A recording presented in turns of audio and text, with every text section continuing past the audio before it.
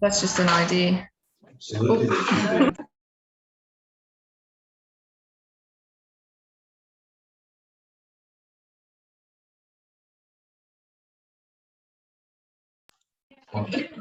Hey G, how are you?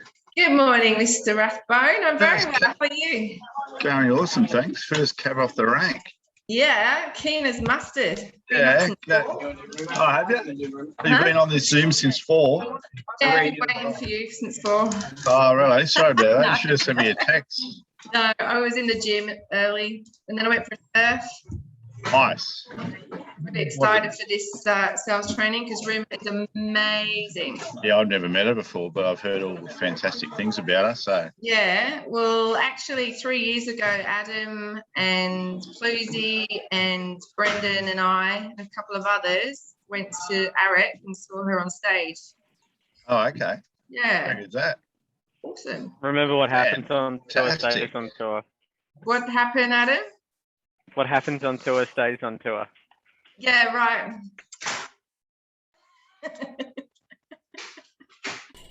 Whatever. Morning, G. Morning.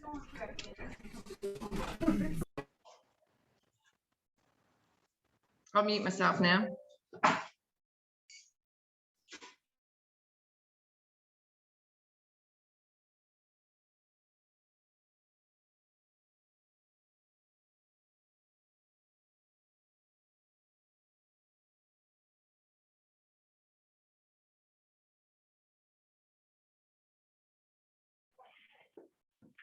Remember this, Jay?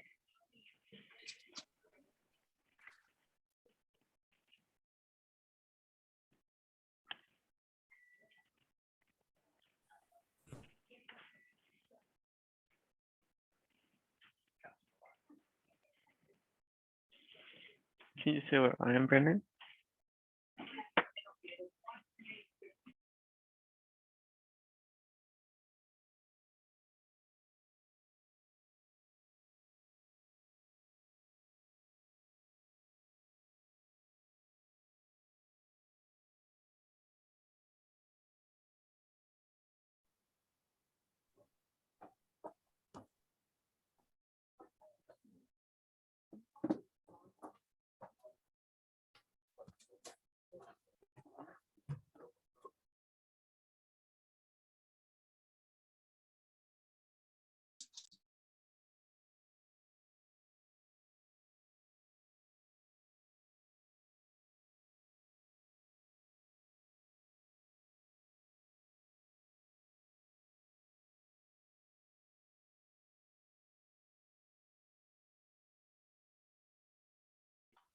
You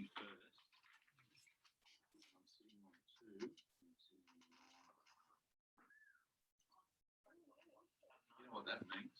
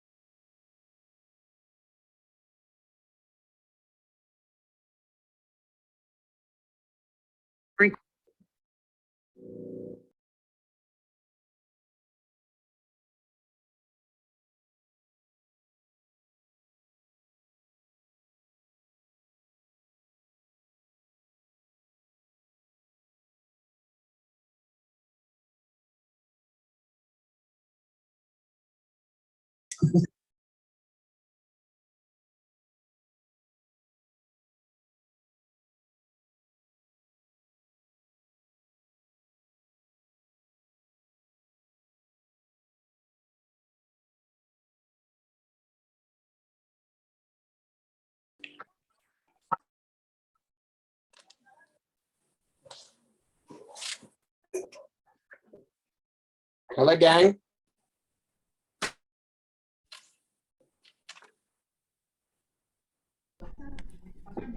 Dixon, you can hear me nice and clearly all the way down there. Beautiful. Say hello to the port crew. Good to see you yesterday, Jared. Hi, Mr. Carter. How was your surf, G? Amazing. You should have come in with me. Yeah. Mm. No, I know. Hey, bros. Hey Dave, how you going? Good, mate.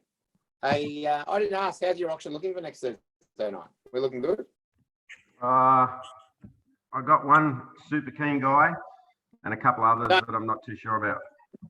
No pressure, mate. There's only 20 of your peers watching on just to see how you're going. We'll get there. Heath?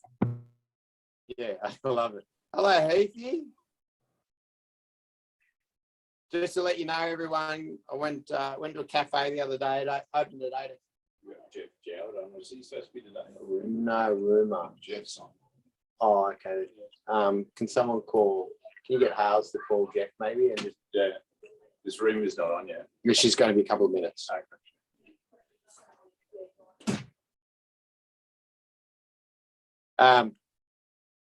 Yeah, sorry guys. I'm just having a quick chat to Tony. Yeah, Heath, the other day, a cafe, only Heath can get it open at 7:45.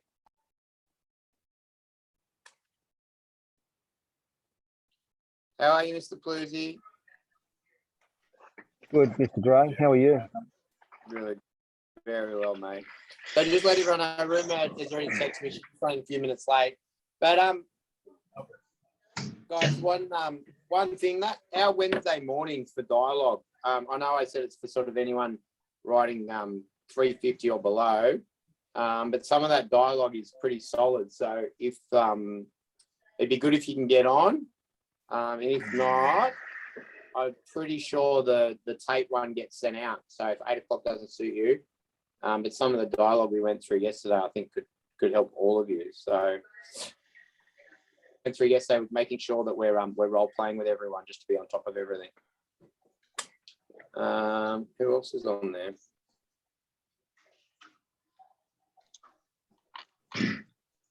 How are you, Mr. Shaw and Kempsey?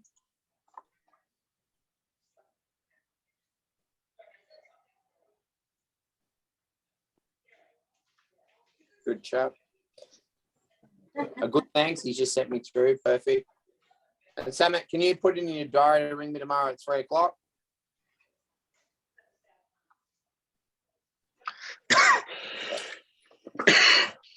Beautiful, mate. Beautiful. Hello, Mr. Stokes. Hey, how are we? You still in mauve? In mauve? No, it's blue, mate. Blue. Tash, what colour does it look like to you? Tashy Tash, now that you've been dealing with Style Vibe. Hello, Ruma. See, you made me wait. Now you can fucking wait. You there?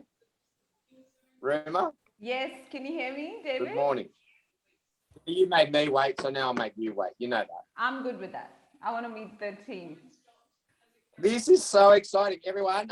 This is Ruma, who's absolutely amazing. It's a great honour to have her on here. So thank you very much for sharing your time. Ruma's really busy, not just selling real estate, but a few changes in her business. So to allow us some time today, we really, really do appreciate it. So first of all, thank you. No, thank you for having me. What an honour to be with Captain David Gray and his team. We both promised to be nice to each other today, so let's see how we go. How long have you been selling real? How long have you been? Sorry. How long have you been selling real estate? Selling real estate since 2002. Yeah, cool. All right. So when we talk about real estate, especially when we're talking about listing or even building trust, first impressions are really. David, I can't see you. You can't see me? No. Oh. Can everyone else? Can you guys see me?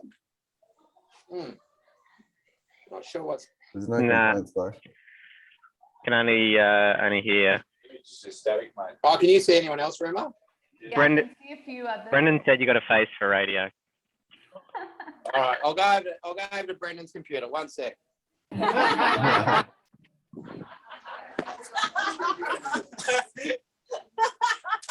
Yeah.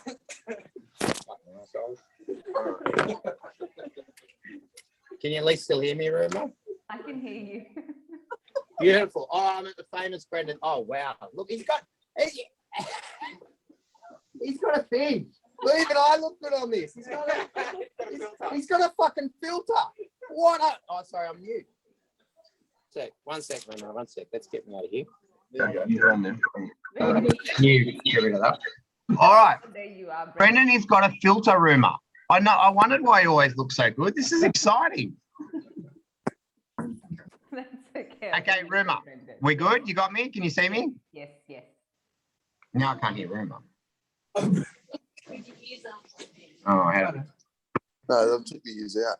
Turn your volume up on the side of the computer. Yeah, 1 sec, Ruma. You guys can hear me properly? I'm coming.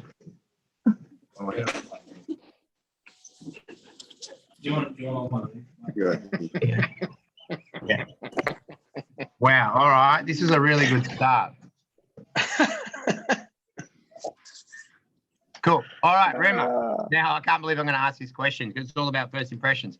So obviously, when we're selling real estate, listing and selling, and from the moment you meet Ruma, you know that she's professional and she's got her stuff together. How did you get to that level where you felt really confident, either just in public or when it comes to a listing presentation, and what work have you done? Practice. I also firmly believe in dress for success. Yeah. So, you know, if you look good, you feel good, you don't wear a t-shirt. I can't carry that. I really think it's an internal job, and then your energy speaks for yourself. So you've got to feel confident, because if you don't, everyone else will pick on it. Yeah. And really get to know your craft. There's so much training out there now, but when I started, it was all around books and, you know, going and meeting people and asking questions and learning from everyone who's done it before. So also being part of a network of people, which gives you access to good operators, and you don't need to reinvent the wheel. So that's what I did. I just I forget the conversation, but something we spoke about, and then I think you said something like, no matter what you do, make sure you do it great. And obviously attention to detail and dotting your I and crossing your T. Like, I'd be scared to work for you because I can tell that everything needs to be right. I mean, where does that come from? So my dad was in the army, so very, you know, disciplined around everything, and you set your own standards. So if you do something, do it well, otherwise don't do it. You know, that was passed on to me, how the table was set, how the, you know, spoons and knives and cutlery, everything. From everything we did, our uniforms had to be perfect, the beds had to be perfect, no wrinkles on anything. So I think it starts from your upbringing too. So if you're going to do something, do it well. And my dad always said, you know, nobody should complain. You're representing me. So I've actually passed it on to my children, that they are my business cards. So when they meet someone, the first impressions are about, it really matters. There's no second chance for that. And transferring leadership or transferring standards is hard. So how do you do that? How do you do that with your team?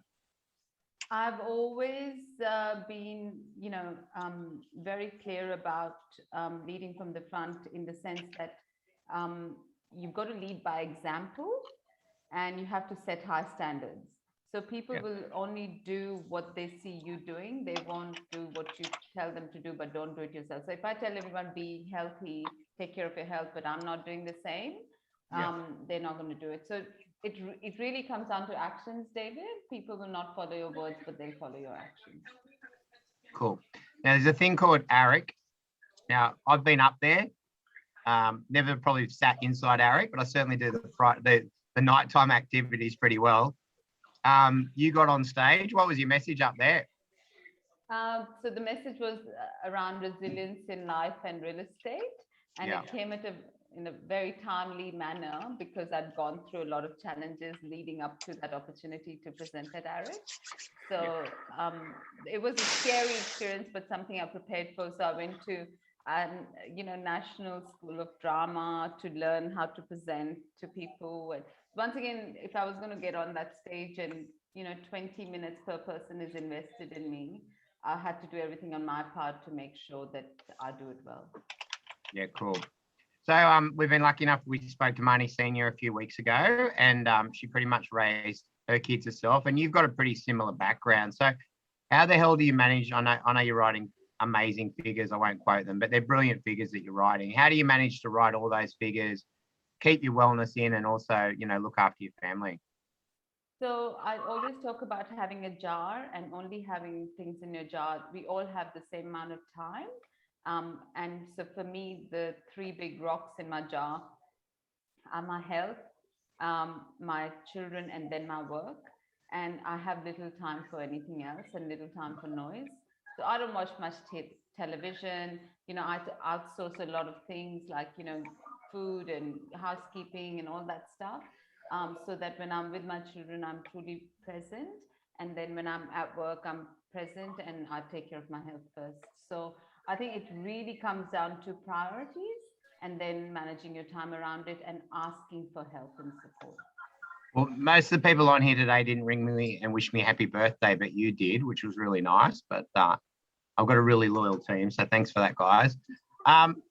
But Ruma, you said something pretty beautiful to me on that moment. Do you remember what you said about love?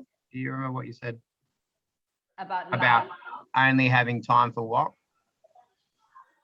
Only having time for what you love. I think you basically said you're going to only spend time with people that you do love in your life and cut a lot of those other people out.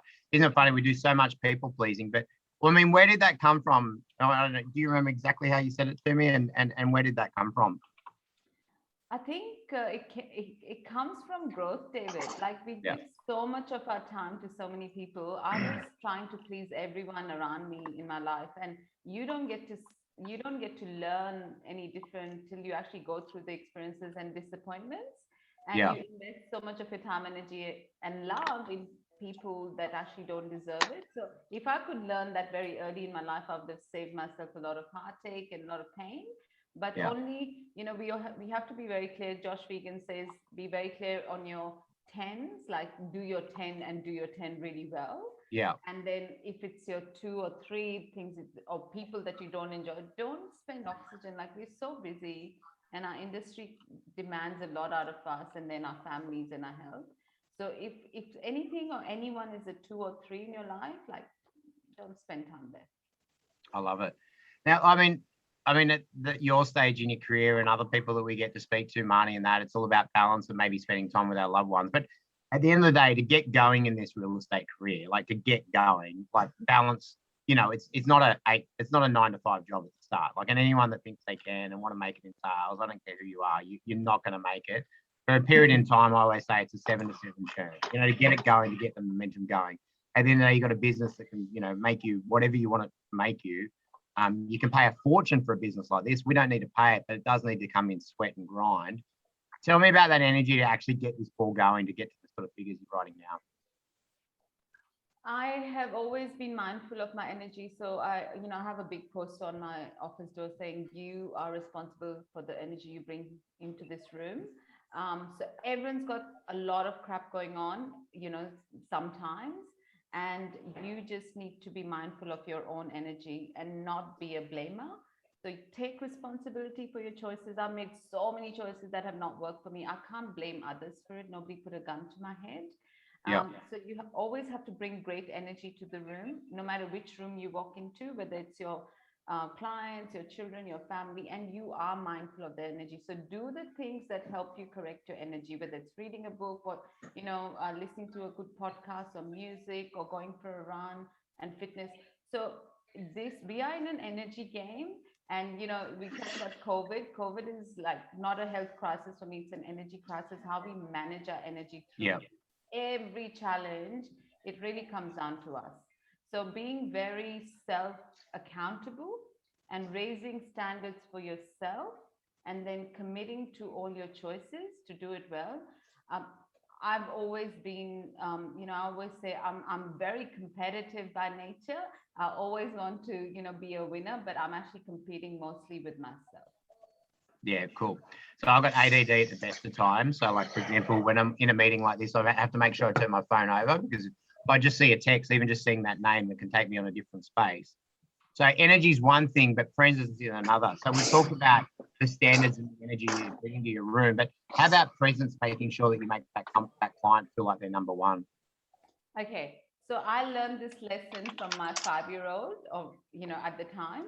And I said to her, Mom's going to spend the day with you. And at the end of the day, she said, Mom, you should have just gone to work because your phone was ringing all day. And then my second child, who was also around 5 or 6-year-old, she asked me, she goes, how come when you are with us, your clients can call you, but when you are with your clients, we can't call you? Right? Fucking wow. My phone has been on silent for the last 6 years, 7 years. So I don't want to be a slave to this.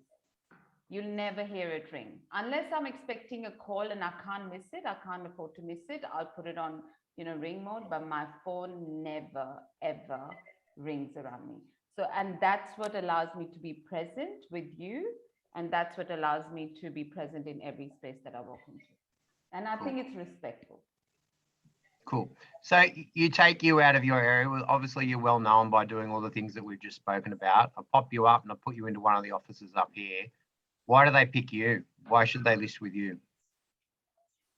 Well, I will bring my experience and knowledge to the table and apply that to that area. So, and my energy. So, and sometimes when you start from scratch, you just go, look, Australia is great. And, Aussies are great because they always give the underdog a go. So you've just got to lean into yourself and say, I'm confident about the process. I'm confident about my knowledge, my experience, whether you put me here or in Queensland. I know where to start and how to build momentum around everything. Yeah. So you've had different recruits starting with you. What are 2 or 3 things you tell them all at the start of their career? So pretty much coming down to you're responsible for your energy. So I said, you bring in bad energy, we won't function really well. I also make it very clear now to them how to work with Ruma and her team. What are our values? What are our guiding principles? And if those are broken, you could be writing $1 million. It won't work here. Yeah. And then taking care of the health and fitness. So I said, if you don't prioritize your health, your energy will not be right for the hours that we work. And, but it's going to be fun if you just take care of your fitness and health. And then training. So I said, I'd rather you train and have dialogues and have role plays in the office, and we make mistakes here, because once you're in the play, then those are expensive mistakes. I always say, I'll have your back and I will fix things, but not repeatedly, and be very honest. So I said, if you mess up, that's okay. But honesty, people are trusting us with their biggest assets in sales and property management. And if I can't trust you, I won't have my clients trusting you. So once upon a time, writing 500's huge, and then you break the mill, and then 1.5, and then, over 2. How did you break through the barrier of $1 million writer to a $2 million writer? Like, because it's most of it's up here, yeah? Or to be honest, or do you outwork it? I have never been watching my dollars or numbers, or this is how much I wrote this. It's only at the end of the year when we do annual awards that I submit my figures. And then I know, okay, this year we did this. Let's aim for that next year. But then I'm all about action. So, if we've got the market appraisals, listing appraisals happening, that will lead to listings and that'll lead to sales. So if those drop, then I know there's a problem. So I'm always focusing on how to drive those numbers, and in the end, the result is there. And also, if I had better training and knowledge around building teams earlier, I would have saved myself a lot of time. Really, I didn't know how to work with a team and what they call an EBU, which is the best thing. So anyone who's riding $300,000, $400,000, $500,000, like, take that decision to get a sales associate, get help around it, focus on your dollar productive activities, because there's so much other time wasted. Like for a tremendous organization like yours, you would have a great engine to support the team. But then the day-to-day for someone riding 500, 600, a million, it'll come down to how well you recruit your team within the business. Now, elite performers such as yourself are sometimes not the best leaders or managers as such, and I haven't worked with you as such, but generally when you bring those standards, you bring those energy, and not everyone can match that. What have you done to work on your leadership or your management around growing a team and expectations of others? So I became a leader organically. So I bought my business 16 years ago. I was, young mom, this, that, and the other. And I had to make a choice, so I was a listing and selling principal plus becoming a leader. Now, leadership, unfortunately, in our industry is not a very well researched, and everyone's big on how to train you to be a good listing and selling agent, but the leadership space, that has come down to personal choice. So I've read a lot. I've had mentors in leadership. I follow Brene Brown and a lot of other people. Yeah. And I've actually self-taught a lot of leadership. And I find it fascinating when I tweak something in my leadership skills, it brings out a better version of my team. And it's how I address them and really getting to know their values. So each and every person, we did a value exercise. My two values are courage and integrity, but for someone else, it's respect and environment. Yeah. So, and then managing the person around their values becomes easier than managing them around your values. Yeah, cool. So Brene Brown talks a lot about vulnerability. When you're in the lounge room with clients, do I see a professional Ruma, which I know I would see, but do you show touches of vulnerability, or do you keep it very business-like in the lounge room when you're with a client listing and selling? Okay, very early on in the day, I kept it very business-like. I'll tell you a story. I wanted to join Hills District Mums, the group. There's like 24,000 mums on that group. And I kept applying to join and they wouldn't put me on.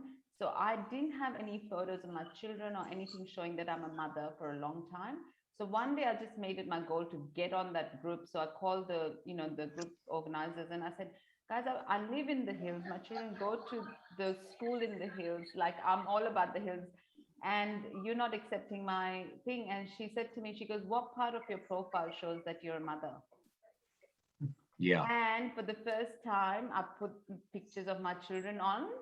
And not only did I get accepted in the group, but the engagement from my clients to see that I'm a mom and I've got children and I'm a human and, was unreal. So I had to I didn't understand vulnerability and I thought it's a weak thing. And for me, just to turn up as a human being. And now when I go into lounge rooms, we only talk about property 10% of the time. I tell a bit about me so they get to know me and, the mistakes I made and where I have been. And people just want to be with Heathy, sorry, Ruma. Heathy, can you mute, please? Heath's just been with us. Good.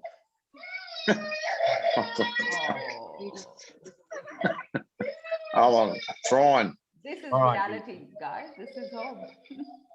Because I'm not the thing, I can't do it. Yeah. Brendan's done. All right. I think we got you. Yeah. It's pretty hard to, even with mute, it's hard to mute Heath. He talks a lot, Ruma. Fuck, he could do a lot with you, let me tell you.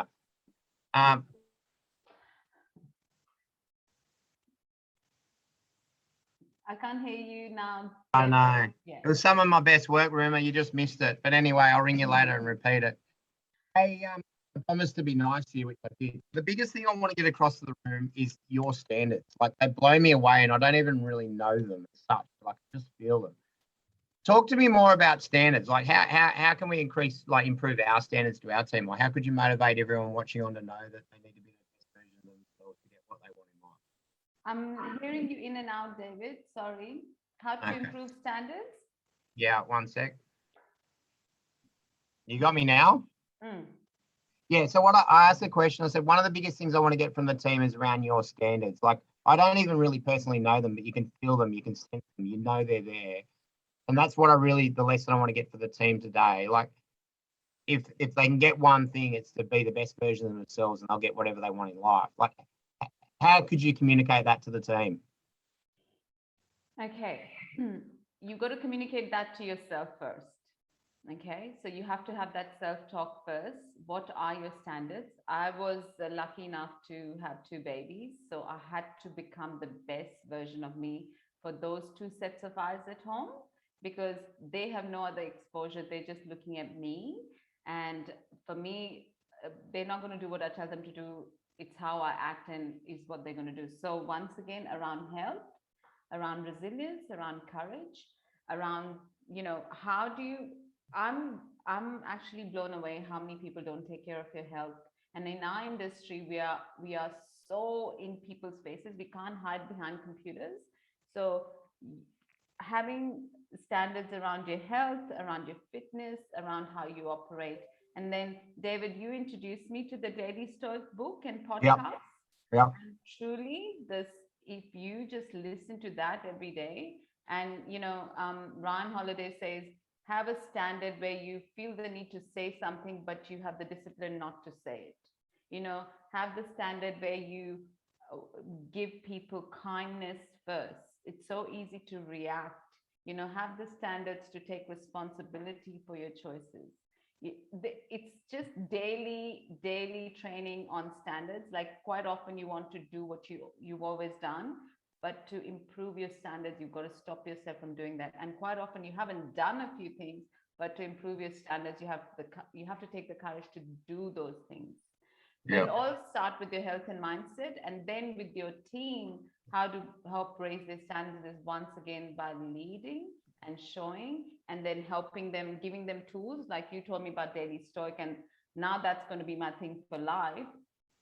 But the books that can help them, and relatability. Like, I can't relate to you, David. You run 1,000,000 miles an hour, have 12 businesses, and I don't know how you do what you do. But I can relate to another female or a business owner who's running at my pace, and we go, you know what? How do you learning from them as well?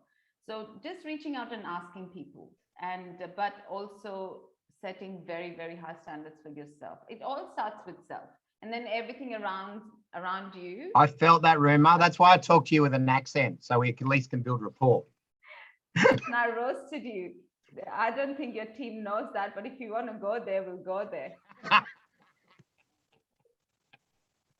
Oh, I'm so fucking tempted. Oh, don't you start this one on me. You'll back off right now. You'll get back in your box. So David moved to Port Macquarie. I don't know if many of you know that, because there are not many migrants there.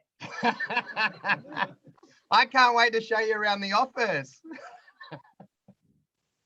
Oh, it had to come out. You said we're going to be nice. I did. I'm going to go back to being nice. Now, Jolie Hollings, obviously he's very well loved by this office. He's spoken a few times. Ever gone up against Joel? No. Never gone up against Joel and I have been mates for 15 years. We were both part of Century 21. Yeah. And now we're going to work closely together very soon. Very exciting. One of the things I want to finish off with, and I'll get you to comment in a second, is like, you said something to me on my birthday and it made an impact, and then I was open to learning, and then I mentioned Daily Stoic to you. So, like, 2 busy people still listening and learning from each other, which is pretty cool. That open for learning, you've mentioned maybe 5 or 6 different things that you're constantly learning and changing and growing. Is that just an inquisitive mind, or where did you get that from? And then how do you keep your team, lots of questions here, how do you keep your team growing with an open mind? I think one thing I know about myself, I'm very curious by nature. Yep. And I'm very growth focused. So I always say, you're not a tree. If something is not working, move, fix it, grow, move on, do something different. Yeah, cool. I say to my team, I read this book. It was phenomenal. It really helped me. I recommend this to you guys. You cannot force people to raise their standards unless they want to. Yeah. You can only motivate them and inspire them, but you cannot force people. I've had someone come to me and say, Ruma, not everyone wants to be Ruma or sacrifice all that you have sacrificed. Yeah. You know, not everyone wants to be David. That's okay. You really? But set your own standards. Yeah, not everyone wants to be David. I just want to date him. But also then being very clear on surrounding yourself with like-minded people. So for me, you've got to be a bit crazy to be my friend. So when I saw David in that room room full of people, he was the craziest. So I knew we'd be friends. Exactly. Because if you're not crazy, if you're very straight line, I can't do this. Yeah. You know? And But last question, why do you still love real estate after all these years? I still get goosebumps when I deliver on my promise and people are just over the moon. That, I think we truly do make a difference in people's lives and give choices to them and making it nice and smooth. So I feel that I almost want to protect them. And the day I stop feeling like that I want to protect their asset, their value, I want to do a good job. And that sheer joy. So 90% of my, 85% of my work is repeat and referral. And some of the homes that I've sold in my area, I've done it 3 times, buyer, seller. So just making sure you deliver a fantastic experience.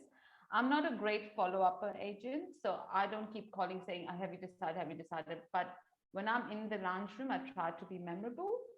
So when they do decide, if they're not immediately deciding, then they think of you. But yeah, the day I stop getting a kick out of it, winning a listing and selling a home, I'll get out of it. Cool. I got one more question because something came into me. That's nice, fluffy stuff, which is awesome, but you're very competitive and you got high standards. I'm sure you don't like losing a listing. How do you cope with that? And tell me, what does it look like? You get, Ruma, sorry, I'm not going ahead with you. What's the reaction once you take that call back in the office? What goes through and how do you get back? Okay, so even after 19 years, if I quite often, especially David, in the last 6 months in our area, the standards have dropped massively. Unfortunately, the young agents joining the industry, they're just door knocking people every single day. If they've had a listing appraisal there, they're dropping the comms massively. And it's not about the comms, because in the end, I always say people didn't go with you because they didn't see value in what you presented, right? It's not about the commissions. We always blame the commissions, but it's not about the commission. But I've been so close. I always ask the question, and this is something that I still get disappointed when other agents who lose business make it super hard and really turn on the clients. It's very disappointing. So I always say, give me some quick feedback. We had a great rapport. I just want to learn from this experience. What made you decide to go with the other agent? And people are a bit embarrassed, they avoid calls and avoid these questions. They don't want to answer. And I said, look, I don't want to make you feel uncomfortable, but for me, it's about learning and growing. So if you can just give me a quick one point that I could do differently, it'll really help me. And sometimes they say, no, Ruma, it was nothing. It was a hard decision, blah, blah, blah. That's okay. Accepting that I'm not for everyone and everyone's not for me has been one of my themes. But it's still disappointing when you lose a listing in principle. So I just have to say very quickly, do something that makes me feel good. So I call a past client, or I call someone, or I call a friend who help me fix my energy very quickly, because that's done. I've just got to move on to the next. I really have to move on to the next. I listed 3 properties in one day and lost one. Human being, I was thinking of the one that I lost more than the 3 that I won. And I just had to correct myself and go, no, focus, move on. Beautiful. Yeah. Ruma, you're a bloody professional. Loved it. Thank you so much for your time. The only question is, when are we going to see you up here? All right. Thank you for having me. All right. Thank you very much. All right. See you, Ruma. Bye-bye. Bye.